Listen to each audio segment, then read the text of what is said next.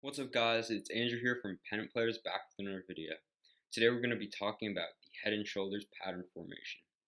The head and shoulders pattern formation is something you can use quite frequently in your technical analysis as it tends to be a very strong signal. And what I mean by strong signal is that once we get the overall trend direction of the head and shoulders and once it starts forming and once it crosses the neckline, which we will talk about, it tends to go in that direction. So unlike something with triangles, triangles tend to either break upward or downward, and sometimes it can be more of a gamble. The head and shoulders formation is usually a very strong signal in that it tends to go the direction you think it will.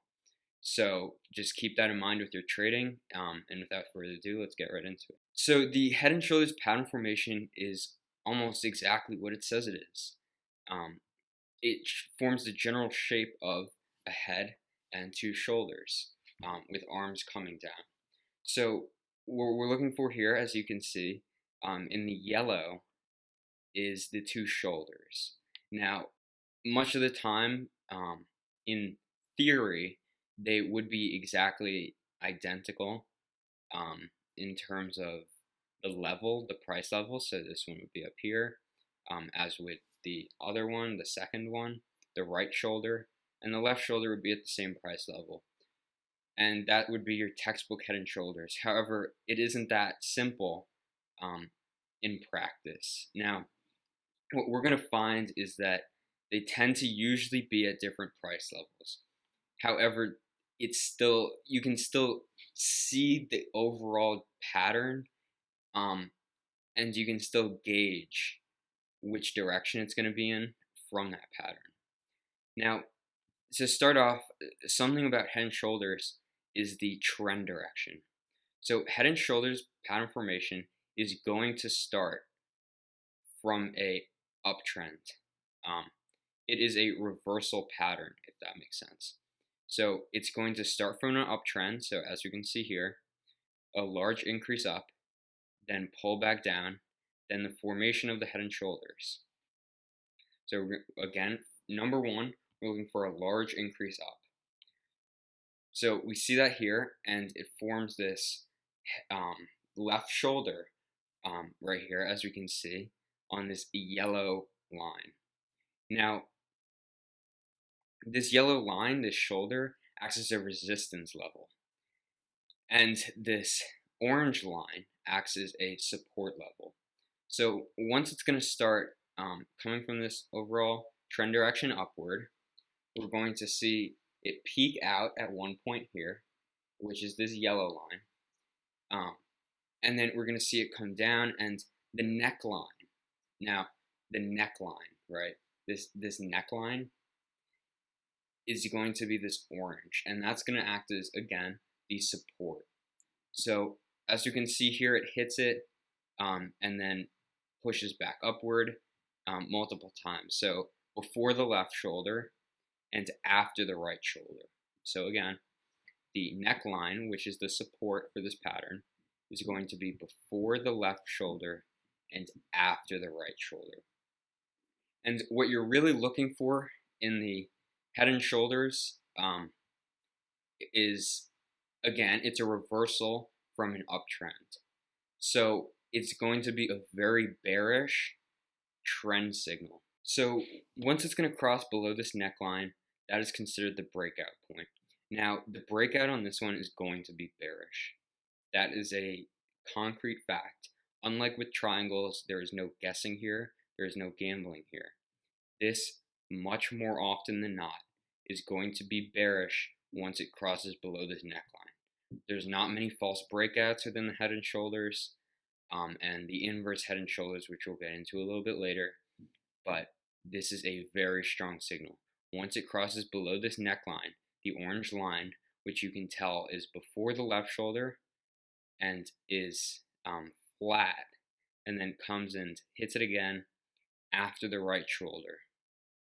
Once you see the break below this, this is considered the breakout, and if we come on here, we can see that this is sharply downtrending now. I mean, look at how much that decreased from that pattern. It's a very strong signal. And that's really something to keep in mind. If you see this, this is not a pattern to play with. So just to recap, it's going to come from an uptrend. We're going to hit this left shoulder and it's going to act as a resistance to where it will pull back. And with the neckline, it can sometimes be variable. So the neckline could be this red, or it could act as this orange. It depends just on your trading style, how aggressively you're trading. But so it's going to pull back here and then rise up, and this is going to be our head. So you can see head and then shoulders. It forms this body pattern, which is why they call it the head and shoulders. So in this green line, this is going to act as a resistance. So once we have a bounce off of the neckline, we are going to see this here top out. So this is going to be above both shoulders. That's something very important. If it was, here, I'll draw something real quick. If it came up like this, bam,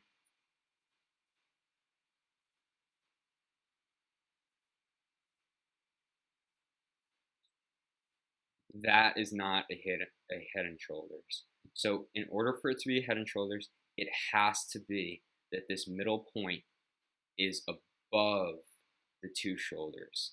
So if just making a W pattern does not mean it's a head and shoulders. The head here has to be, as you can see, a higher price per share than the two shoulders. So right here, we can see it tops out at near $200, and back here at this shoulder, it's at about 150, and this shoulder, it's about 180, 185.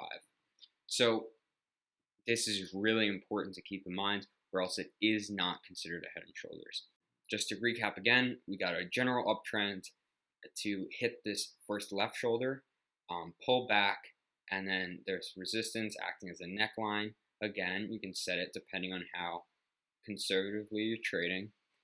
So this pullback, and then it leads into a bigger spike up for the head, and then it returns back to this pullback right here, where it again can hit the neckline, or if you consider the neckline here, again, this acts as resistance, so that's just depending on your trading style, but it'll hit the neckline, and then it'll come to the right shoulder, and that's where we're at now. The right shoulder is going to, in theory, be around the same price level as the left shoulder, but in practice, that's not always the case.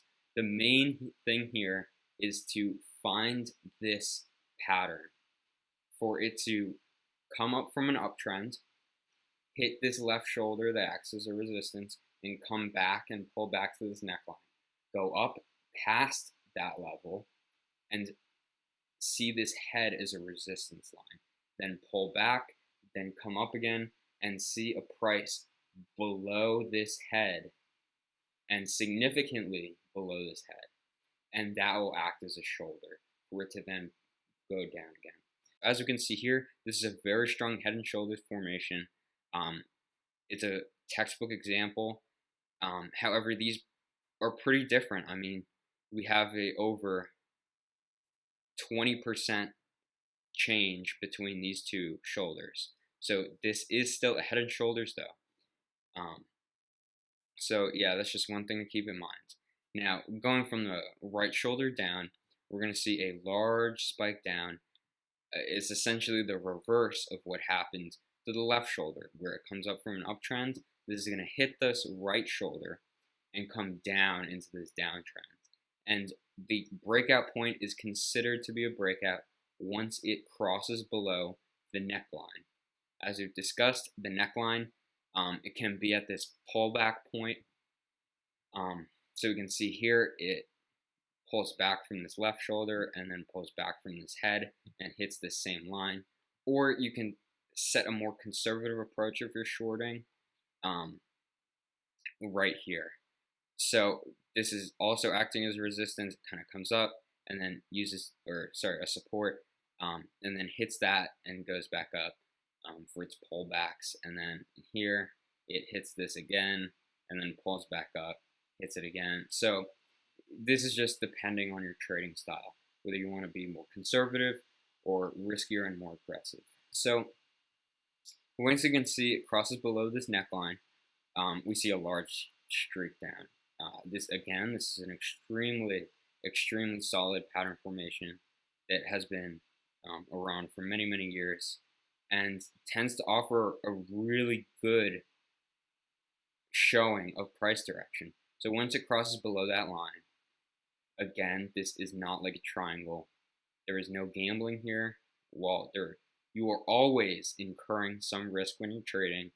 This is one of these trades where it is a very strong signal. So as you can see, it crosses below that, and from there it had years and years and years of just straight downtrend before a reversal. So there you go. That's the head and shoulders overview. And now going over the inverse head and shoulders. So the inverse head and shoulders is essentially just flipping the head and shoulders. So what we're going to see here with the inverse head and shoulders is it's going to come from a trend downward. And the difference between the head and shoulders and the inverse head and shoulders is that the head and shoulders, which we just went over, is bearish. It's going to head downward once it crosses beneath that neckline. The inverse head and shoulders is bullish, so it is going to trend upward once it crosses that neckline. And it's the same concept. We can see that the head and shoulders, if you took a mirror to the bottom and flipped it like underneath, then that's going to be the inverse head and shoulders. So I'll show you that here. I'll just make a quick little drawing. So as you can see here, this is going to be an inverse head and shoulders. So it has this same exact thing. Left shoulder is here, right shoulder is here, and it's just the flip of the head and shoulders. And head is here,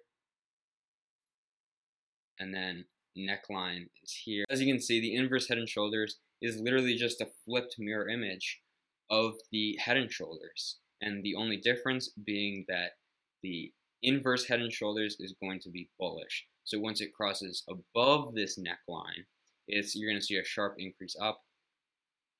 Whereas with the head and shoulders, once you see it cross below that neckline, you're going to see a sharp decrease downward. So again, the head and shoulders pattern and inverse head and shoulders pattern is a very strong signal for trend direction, and you can see that breakout point as a very strong either buy or sell signal. And it's something you can utilize in your trading, and while they're not as common as some of the other formations like triangles, they can still definitely be found. So hope this video helped, and be sure to like, share, and subscribe for more. Stay green.